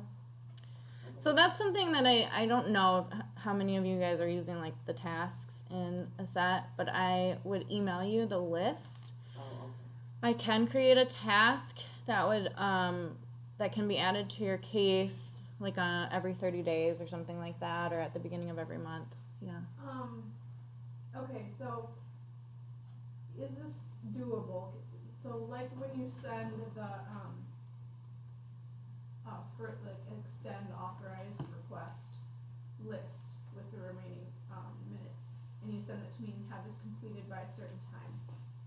Can we have this kind of like that, and maybe even all together on a specific day each month, so I can put it in my calendar and block off time? Yeah. Because for me, that would make things, my calendar is my life. And so when I get thrown these little things into my day that I've already had planned out for me, that's when I get behind. Yep. So if I could have that, like, on a routine, this specific day, have it completed by this specific day, I could put that in my calendar and have that monthly. Absolutely. Yeah, I can do that if that makes it easier. The other thing too we're thinking is that, you know, you already are doing your monthly, you know, you're putting notes in, and so potentially you might just be able to copy and paste from previous Right. notes into this. Yeah. In this case, it's okay to have, like, some duplication because this is the only note that that McLaren or priority will see. And we did see, I'm saying priority too because they also want something like this. So. Question for that. Mhm. What don't you want them to see? Right, good question. This is not in the procedures, but for McLaren, it's been apparent to me that if there are other caseworkers or other individuals involved, they want to know why that person can't take over and why are you still involved. So if they have a caseworker or something like that, you might want to just limit your words on how you're collaborating with other agencies, even though that's, like, expected of you. That is your role. What I have here is just actions taken during the month. So I'm going to be, this is going to be important for those clients who are still in referred status. So, like, I think Angie's not here, but she had a client who just kept canceling appointments, and McLaren wanted to know, like, why is she still not open? It looks like, you know, you're requesting more time even though nothing's happened. And so that would help with that. So all the calls that you've made, like, you know, made 2 attempts to call, made a home visit, no one was there, or they canceled appointments, or you had a home visit, what the barriers are. And then in this one, I'm saying be somewhat specific. So don't just say they have a housing barrier or a language barrier. What is it doing? So if they're living in a tent and on the back of their grandparents' property, say that. And then be, yeah, that's a specific client. And then like language barriers, why is that a barrier? So they're the only Arabic speaker in this community, and they don't understand the healthcare system or whatever it is. So having to take extra time to explain how things work, taking extra time to get an interpreter on the phone. So those are things you'll want to include. Any new goals that you've identified. And like you can use a set language, or you can use your own, common language. And then if you've been working on goals, what progress have you made toward those goals? If you've made referrals, if the client's connected, any plan moving forward. And then for any clients who've been closed, why were they closed? So say one more time about, again, this is going to be a monthly thing. So when they're doing their case note for October 1st to 15th, are they doing it based on the activity that happened in the month that you're reporting? In October, September. Or in the previous month? Okay. Yeah, so I'll send a report, or I'll send the list of clients who are open at some point in September. So in October, I'm sending the list for September, and you'll outline what happened in September. Not their whole story, month by month. Just, yeah, the month, what happened. Applicable. Yeah, And so you might have things that will overlap into the next month. right. Or be repetitive, or be extensions of what was previously reported.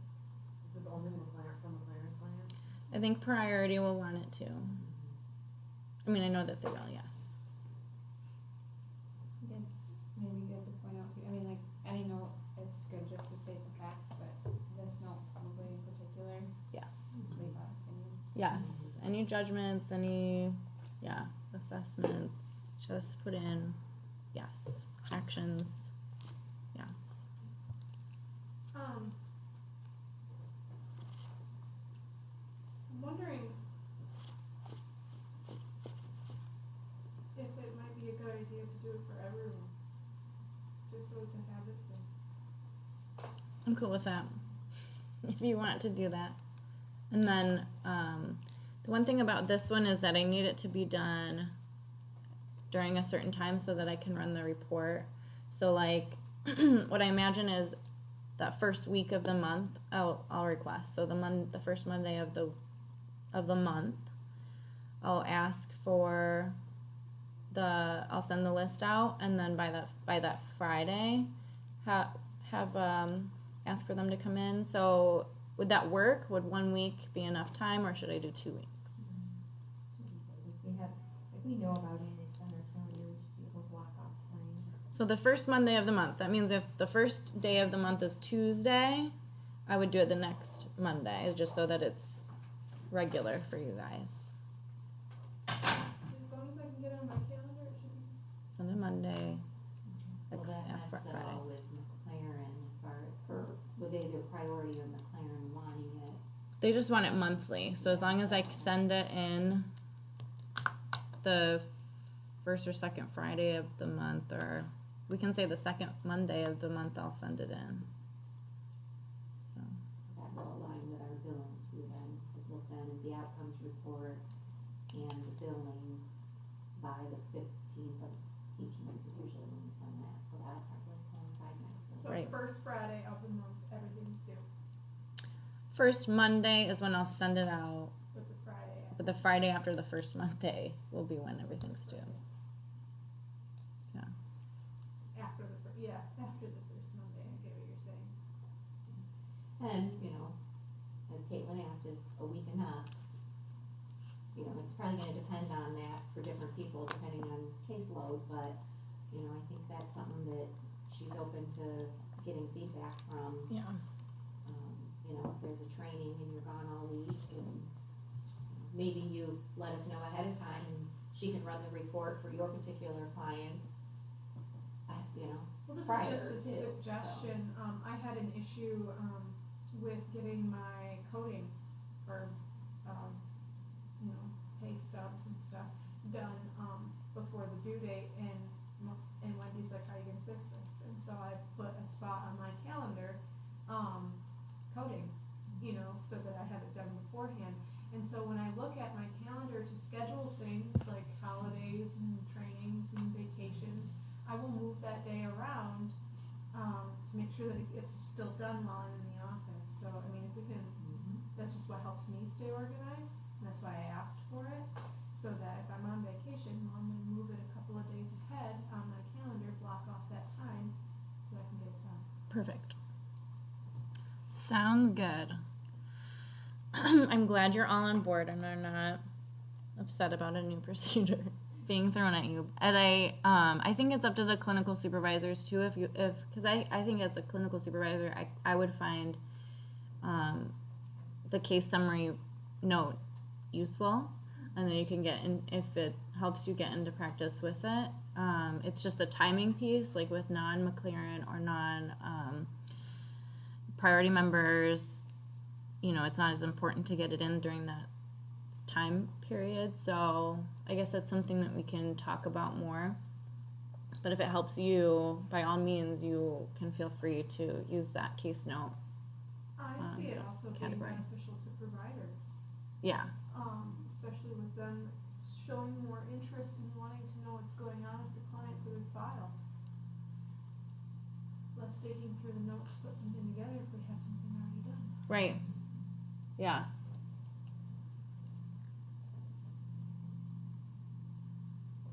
Okay, so for now, we're just going to stick with the McLaren and priority clients. I'll send out a list monthly, same time every month. And I will send this procedure out to everyone. I'm going to add it to the procedures manual too. And I've updated the procedures manual. Once I get this in there, then we'll upload the manual again to the set resources, so it'll be version 4. All right, case summary note, that's done. Next couple of things, one is, I think we had talked about this flow chart on the phone call, and we hadn't gotten on the priority phone call, so I think, Leah, you weren't on it, but with priority clients, we have a flow chart, and I'll send this out to everyone too. I sent it to Ottawa already, but it's a little visual on what's going on, and a lot of this is going to be at the hub level and at priority level. So what you guys will be, where you start is once that client is assigned to you, and then what you'll do is just, and you guys know this, do the checklist with the client first, and then based on the checklist and the needs identified, you'll then send in the priority new enrollment assessment, and the hub will then process that, send it to priority. Priority will respond within 1 to 2 business days. And then the hub will put in priority approved intervention to show which pathways have been approved. One question that I had as I've been doing this is, are you getting a notification when I say priority approved? And Sam's not in the room, but I think for Ottawa or for Ricky, is that enough to just put it into a set, or do you need me to like email you or put it? I mean, I see the notification, so I'm gonna go look at it. Okay. That's just me. Okay. And the one thing I I think on one of yours I didn't put a note in, but I've been putting in a note so that you can see exactly which pathways are approved, because in some of them they're only approving like one or two, and not all of them. So that's, I was just saying, Sam, it's okay. For priority members, when I put priority approved, when I get the approval from priority, I was wondering if just putting it into a set is all you need to be able to see what's going on, what's been approved, or do I need to notify you another way? Okay. Good. I mean, that's not to say like you can't be working on other stuff. Right, right. Yeah. That's just like, I guess, maybe the emphasis. Yes. Okay. Yes, exactly. Good point. Ava, Yeah. so remember what I asked you yesterday She's thinking. about if there isn't any need identified, obviously we don't need to even do one, right? Right, yeah. So, yeah, you know, those are 5 lists of 5 pathways that they've prioritized as needing to be one of their quote-unquote main needs. So up here, pathways focus includes, it has, so at least one of those main needs, and this is like a loose main need, needs to fit within these 5. So medical home, ER avoidance, transition of care, pregnancy or postpartum, and the health risk assessment for HMP members. So this is something that, like, I sent out lists of clients, priority clients that that are new or that have a new checklist, and I only got like 1 or 2 enrollment requests sent in, and so I went into a few and saw exactly why you weren't sending in the requests is because they didn't have one of these, and so I'm gonna say kind of some contradicting things, but one is if they don't have a need that falls within those 5, you do not need to send in an enrollment, new enrollment assessment. But what you need to do is think about it, try and be, you might need to reframe some of your thinking. So Sam, if it's okay, I'm gonna talk about what we had a conversation earlier last week. Yeah. Sam has a client, main needs are housing and mental health, right? And yeah, so disability. So those are her main needs. I mean, like, main need really is housing. She's homeless, and so Sam did not send in a new enrollment assessment. And so I went in there and looked and saw immediately why, that she didn't have any of these 5 needs. She wasn't pregnant. She didn't need a medical home. She's not HMP. So I went into the checklist that Sam did with her, and she had said that she has been to the emergency department 7 times in the last year. And so, so I talked to Sam about, you know, in her helping the client with housing, with mental health, and with financial stability, she really is working on the emergency department piece. She always has been. You all are always doing that in helping clients meet their social determinants. But we're being more, we're just putting it in the care plan. You know, we never have put that in there because you were already doing it. So we're saying that that's a main need, but no client is ever going to say, I need help, you know, staying out of the emergency department, like, Lord help me. But this is going to be a CHW identified pathway, but you're already working on it. So, Now, okay, do we have a separate checklist that we have to do for priority? no.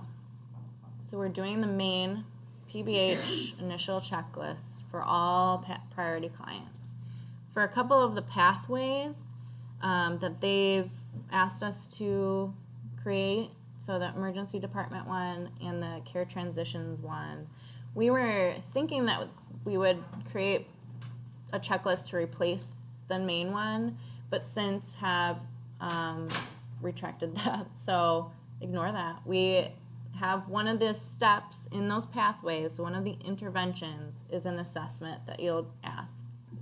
You'll ask about ER use, or you'll ask about like barriers, why they're going to the hospital and being admitted, along with completing the checklist. So I see that there is an ED assessment. Now, for this particular client, would I do that assessment? Yeah, so that is one of the pieces that I wanted to talk to you about. In the procedures manual, the new one, I did update it a little bit to change this piece. So we, oh yeah, thank you. I was forgetting about this stuff. This is just the updated piece of the pathway. What am I looking for? Here we go. So if you remember before, I think we were thinking that we would only get clients, we would get a chunk of clients from priority who were specific to keep them out of the ED, so like high frequent ED users. And we may get lists, and we likely will get lists from priority, but we weren't taking into account that we will also get clients who are referred to us from other areas who have high frequent ED use. And for now, we're going to continue to say 5 or more ED visits in the previous 12 months, or 3 or more hospital admissions in the last 12 months prior to Pathways enrollment as being a frequent utilizer. That's our definition. Priority has a different definition, but we're gonna test this out. We may change that number, but for now, that's what we've been using, and that's what we're gonna continue to use. So if you see a client has been to the emergency department 5 or more times in the last 12 months, that would be a trigger to you if they're priority to open the priority ED pathway. So, but if they've been admitted 3 times, Then that would be the transitions to care one. Yes. but If they've been to the emergency department, it's emergency department 5 or more.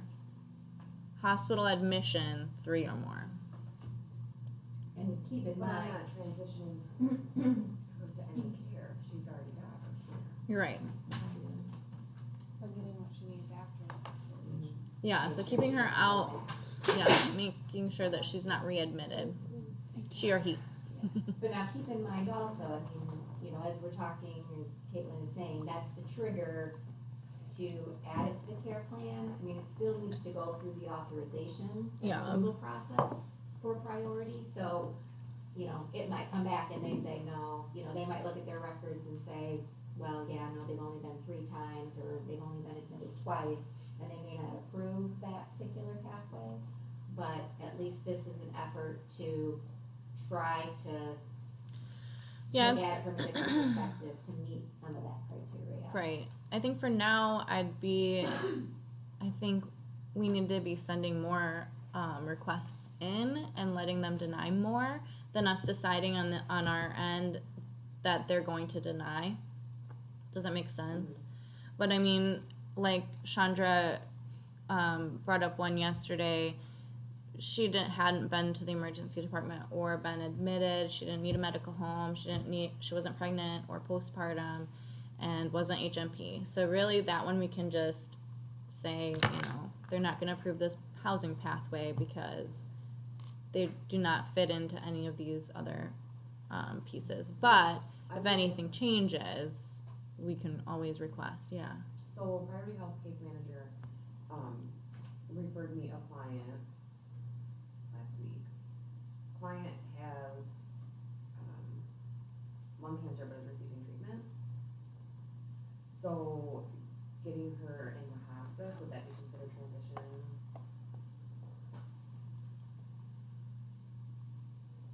That's a good question. You can always try it. I mean, I haven't even met with the client yet, I just called her yesterday, so I don't know if that's even an option for her. Maybe she Right. just wants to sit in her recliner and die, I don't know, but. Again, it even goes back to, you know, is that the best type of referral? Which I think gets back to Sue's question from last time is, you know, the case managers are sending you people to see, so, you know, wouldn't that mean that Priority would approve some How- support? But I'm just curious how they got it to you. Did they call you directly? No, you guys. I haven't been touching the referrals, so I don't know.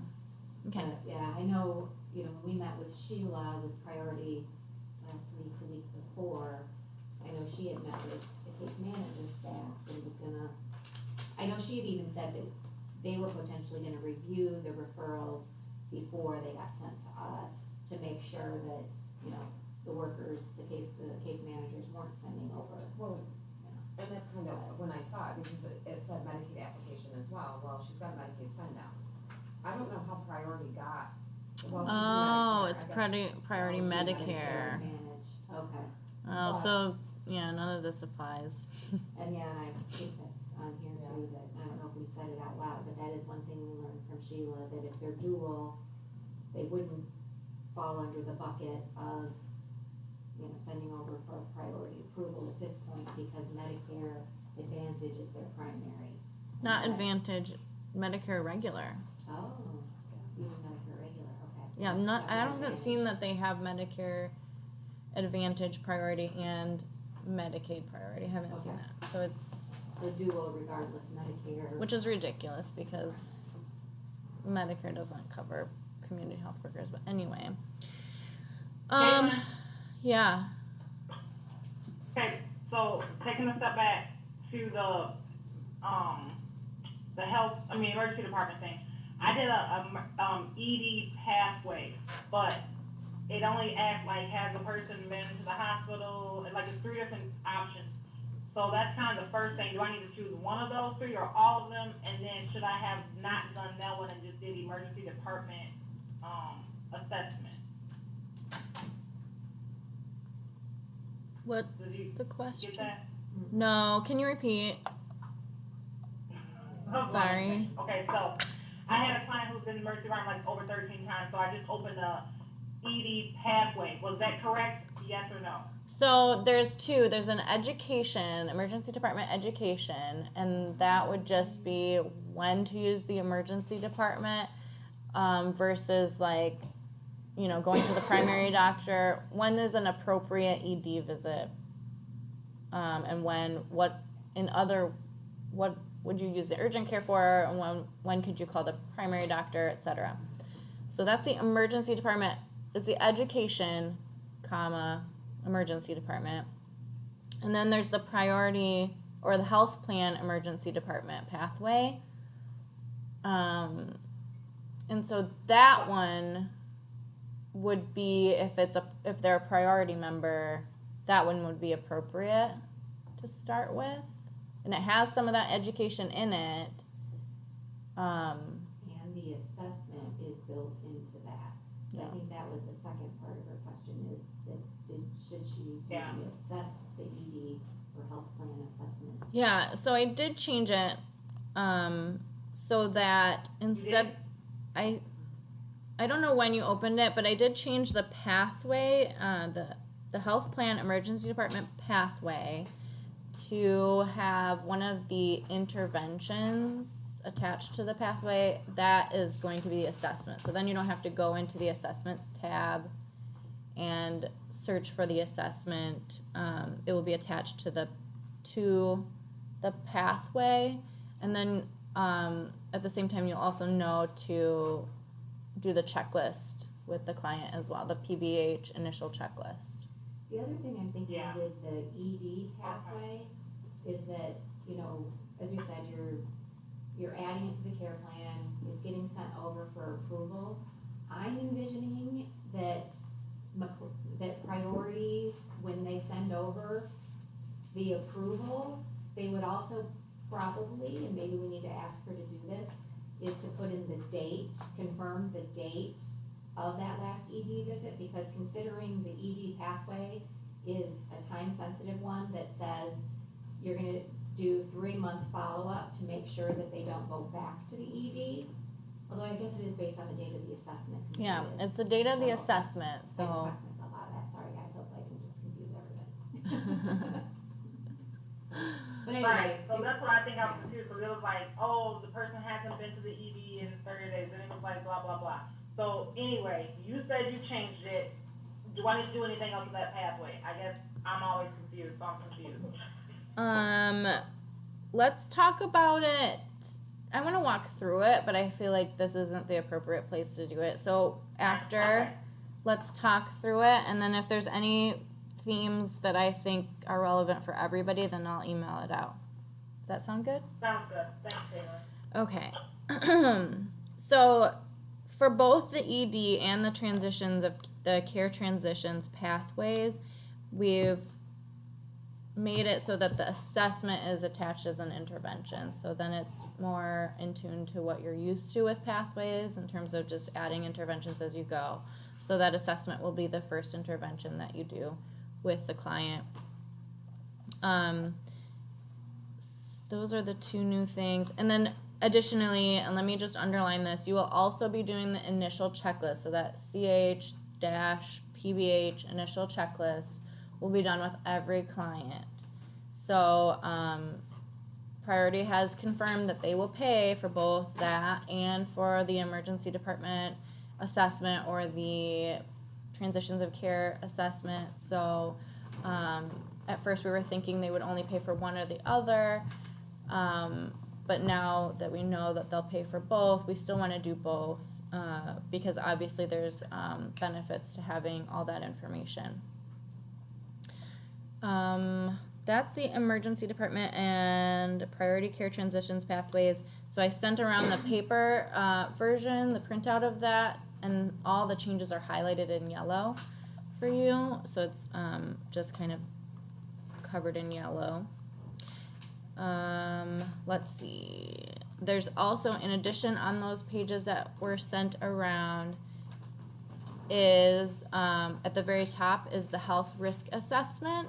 So when we spoke last, we didn't have a pathway created and we didn't have like steps on how to do this, but obviously with the priority contract, we've kind of needed to create it. It's not going to be as complicated as it was with the My Pathways, for those of you who remember that. All you're going to be doing is working, so the first step is helping them to complete the health risk assessment and make an appointment with the doctor. That's the first step. That's also the first milestone. So get that completed. Then the second step is to have the PCP fill it out. And then third step is to verify that Priority has received the HRA. So we kind of leave it up to you on how you want to get that to Priority, if you're going to depend on the PCP to send it, or if you want to go over there, get it from them, and send it out.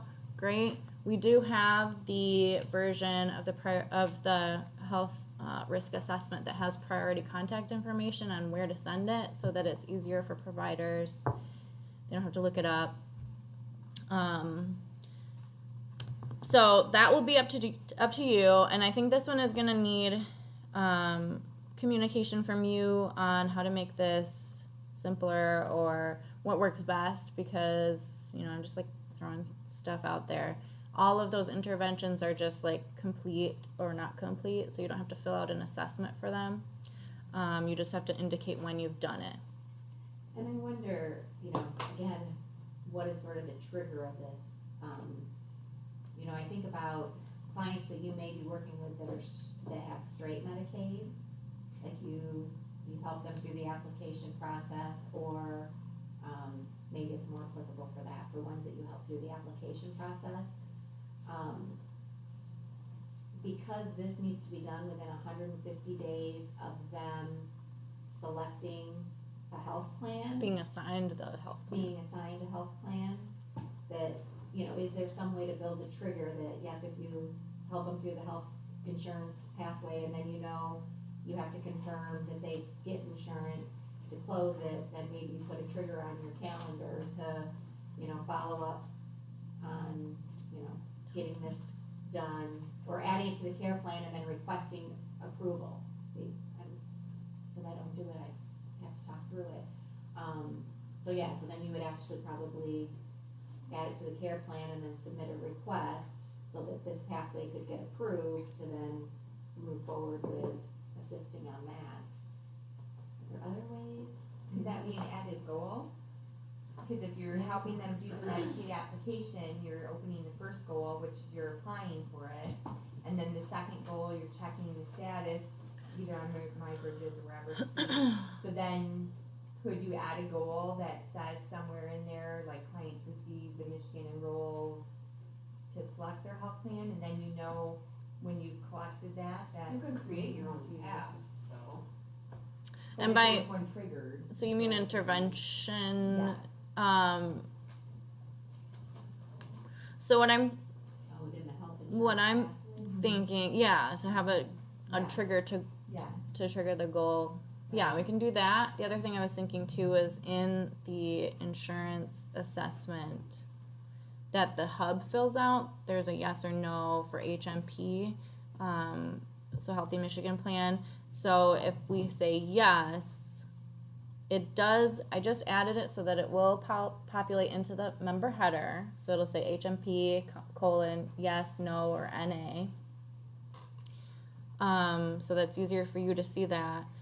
But then we can also have it just add a goal there, because we can also see the redetermination date, and if it's still within, if it, I don't know. I guess it would be up to you guys if you wanted to add it. You would want to add it yourself, probably. But just because they're HMP doesn't Right. mean they necessarily would get the HRA. Yeah, I'm thinking about like the redetermination date too, because that's in there too. If that, I don't know. And maybe we just need to talk through that a little bit more with Sheila at Priority. Yeah, To figure out what maybe would I make just sense. like send them a list of priority HMP clients every so often, and they can tell us which ones need the HRA or something. Again, we envisioned originally that they would be sending us a list that says, you know, these are the people that Michigan Enrolls couldn't reach, or that their third party couldn't reach, and so then have us tackle it. But I do still think that, you know, you guys might know sooner than Priority that somebody would need this, so it probably makes the most sense to have an intervention within the health insurance pathway to complete that loop. Yeah, I think that makes the most sense in terms of a trigger. Yeah, and then I think if, you know, a client is like, oh yeah, I'm new to Priority, then that could potentially be another trigger that, you know, oh, well, have you completed your, you know, health risk assessment? And what, you know, and so then that could potentially be a trigger to manually do something, but.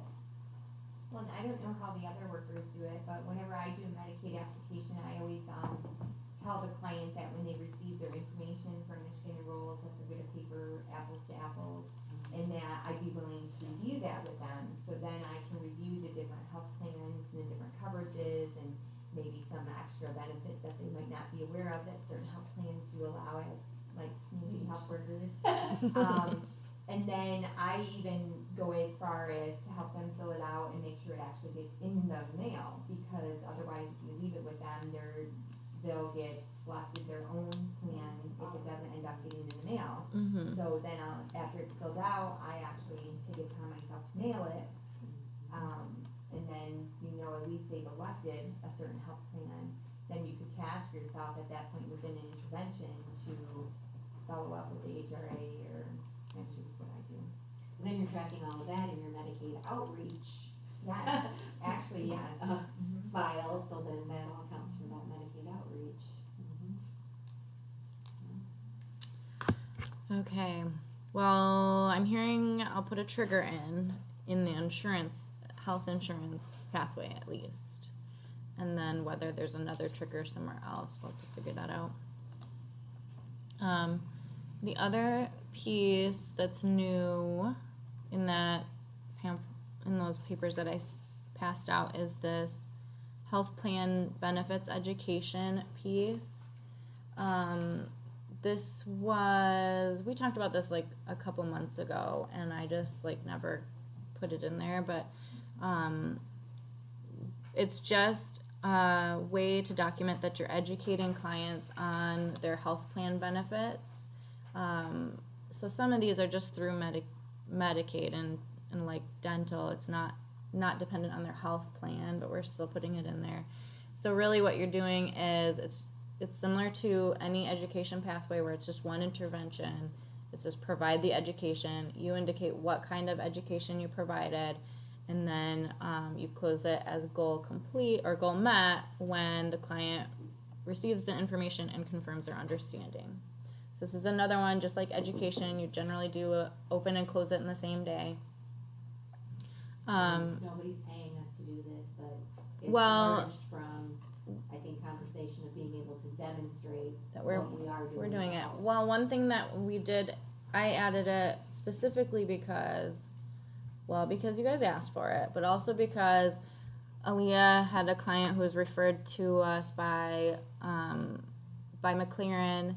All they wanted was to get, and I think Angie had this too, but they just wanted Aaliyah to get this guy to sign like an authorization form for them to be able to speak to CMH about him.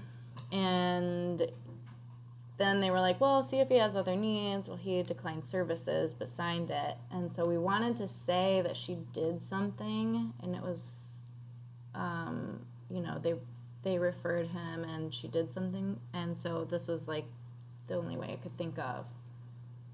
So that's gonna go under other.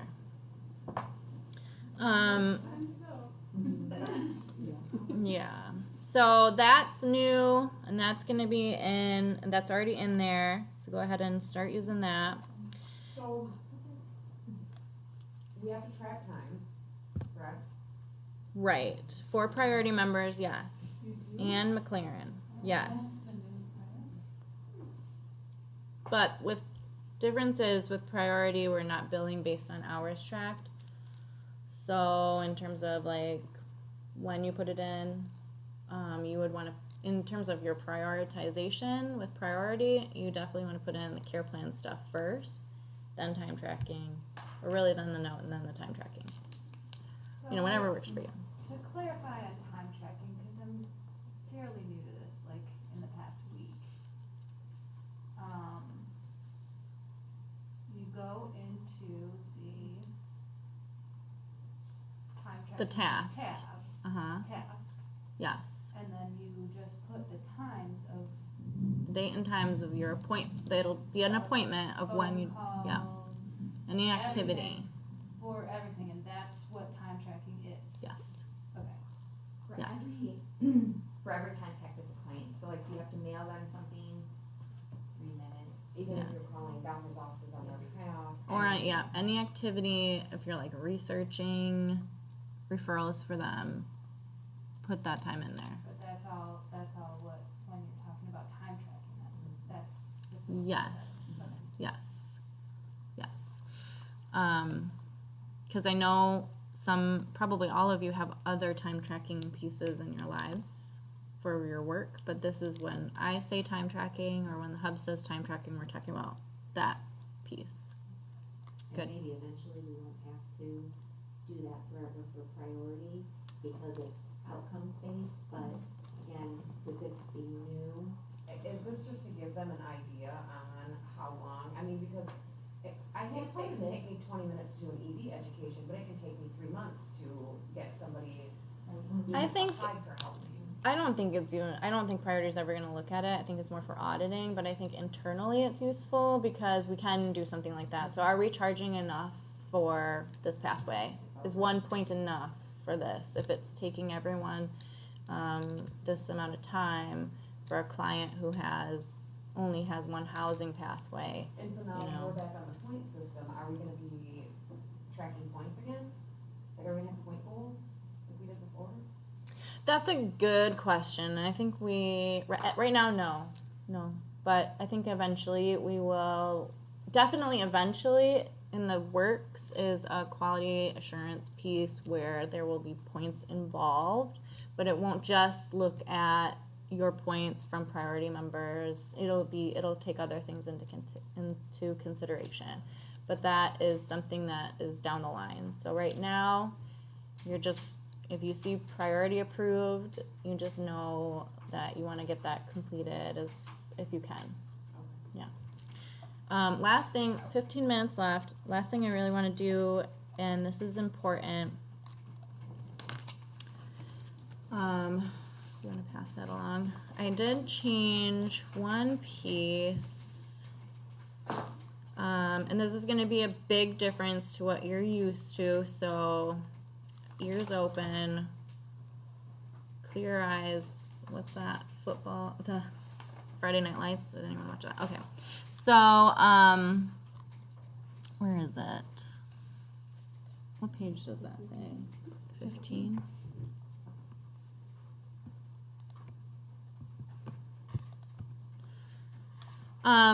For pathways, for outcomes, I added the new outcomes that you're already aware of. So some of those are like preventive resources, resource provided, result unknown. We have a few for the health plan or for the ED pathway and the care transitions, the pregnancy and postpartum pathways. We added one based on clinical supervisor request for medication management where the client is non-adherent to the meds. So that's there. The one that I wanted to talk about that I haven't talked to you about yet is a goal not initiated outcome. So we've been sending these outcome reports to McLaren and Priority, and they are still going to want those. And really all it is your care plan, just the goal and where you are, what the outcome is. So what I noticed was there were a lot that were, when there's no outcome put in, we changed that to pending or in process or progress. And some of them, so we haven't required it for you to close out all of your pathways or to deactivate all your pathways that you haven't worked on, all those suggested pathways. But what those show up as pending or in progress forever, even if the client's closed. So what I'm asking you, or what we're implementing, is for clients who are being closed. So as you're closing the client, any pathway that's in the care plan that has not been started yet, so that has no interventions, you have not provided any resources for, you're not going to deactivate that pathway. So no more deactivating pathways unless you have made a mistake. But we're going to add this outcome, goal not initiated. So it's CH-goal not initiated, just to report back, especially for Priority, who's going to be approving pathways. If we get a pathway approved and then the client is lost, we can't find them, we're going to close that pathway as goal not initiated to show that, to report back to say we never started it. So any pathway that you add to the care plan that's not an error, so like sometimes you add 2 on accident. Do we complete and close, or do we just put the goal not? You complete and close, just the same way you do any other pathway that you've started. Does that make sense? Mm-hmm. Okay, so starting today, when you get back to the office, any clients that you close, that is what you'll be, that's how you'll complete the pathways. So in the closure process for clinical supervisors, what you'll need to do is look into the care plan and just make sure that every pathway that's in the care plan is closed with a green check mark next to it. If any are left open, then don't close that client yet. Okay. That's all I had to get through. I have something. Yeah. So I've noticed, as of recently that, when it takes a while for a client to get assigned to me because they're McLaren, whoever's assigning them to me, isn't changing the due date for, to schedule an appointment, which will make it look like I'm waiting a week to contact the client and, not off from the date the client was assigned. Okay. Yeah, we've never changed it before, and McLaren has slowed down in how long it's taking them to get clients assigned. So a client will be assigned on the 25th, and I won't get them until like the 2nd, and then it's scheduled to schedule contact 2 days after the 25th, and I haven't even had them. So just for reporting purposes on your guys' end, I wanted to make sure that. I don't look at that, but don't you run data on how long it took us to contact the client? not for the task. Oh, okay. Yeah. So. Contacts Yeah. section of the Right. section, right? Yeah. But still, in that, even when they're added to, they're still the dates. The date of You're saying referred. They're added to a set Yeah. a week ago, and it doesn't get to you. Right. It still doesn't add up. So it's not a reflection of you. No. It's McLaren. So I have looked at McLaren data separately and seen that engagement rates are much lower. Okay. So we get it. Okay. And that's definitely another reason to look at other ways to process these clients because we're not reaching them. I just wanted to make sure you're getting accurate data. That's all. Yeah. Yeah. It doesn't affect anything other than like your to-do list will be all red. Yeah. Which is kind of annoying. So if you want, like I can talk, It's we fine. can I change just it, want- but I just want your guys' data to be correct. yeah, no, thank you for thinking about that. But no, we are aware that it's taking longer for McLaren clients. It's not a reflection on you.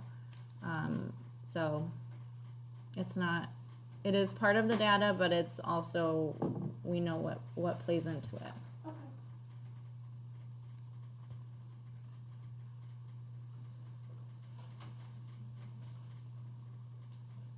Oh, I have a question for my fellow CHWs. So I have a client who's having unprotected sex with her HIV positive boyfriend. Any ideas where I could send her for prep?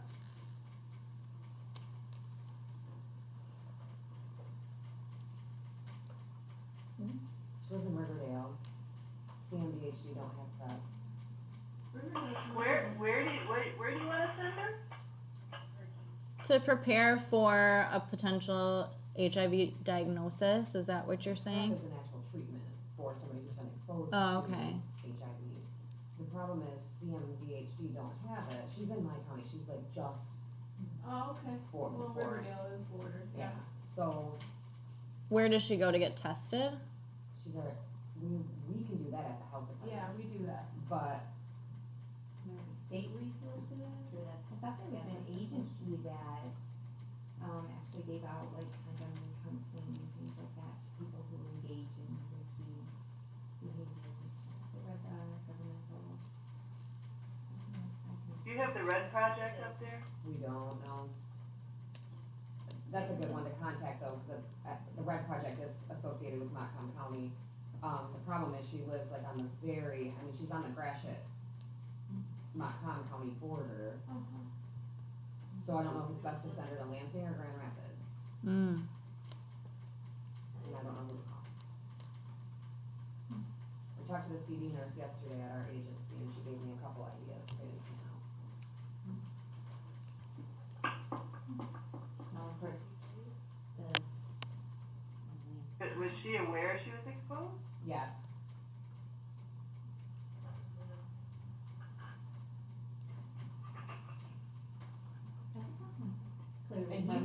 Yeah, the room. like, he's not on antivirals, so his risk of transmission is extremely high. Is this a Medicaid clinic? We're working on it. I was trying to figure I out. was gonna say maybe the health plan, whether Yeah, they enroll in the case manager, maybe could give you a referral. don't tell them until. But it sounds like she's on health insurance, yeah. We're working on it. I haven't checked the status. I need to go back to the office today and check the status. So once you select a health plan, maybe which one has the best, resources for that? Right. You could Or the contact shop. McLaren first and ask what kind of resources they can connect her if you got her enrolled in their health plan. I just don't, my thing is, I don't wanna wait on, I mean, like, her, cause like PrEP can potentially prevent her from being, Right. from it being transmitted. So, I want her in there like now, like, I don't even care about health insurance, I don't care about any of that type of thing. And maybe I can contact her primary care, we're aware of it, cause she came to our family planning clinic. Her primary care is not even aware of it. It seems like that would be a PCP issue or a send her to an urgent care.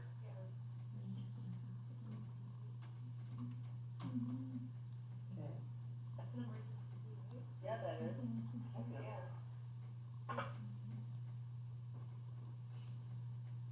But she doesn't have health coverage, right? Yeah. Even bigger than Jeff says, I don't understand why you would even do that about. All right. It's that addiction part of the brain, Sam. Hopefully we can flip that to a success story, right? Anybody have anything else? Comments, questions? Everyone wants to make a run for it before the rain comes down any harder. Well, thanks, everybody. Thank you. Have a good Have a good rest of the day.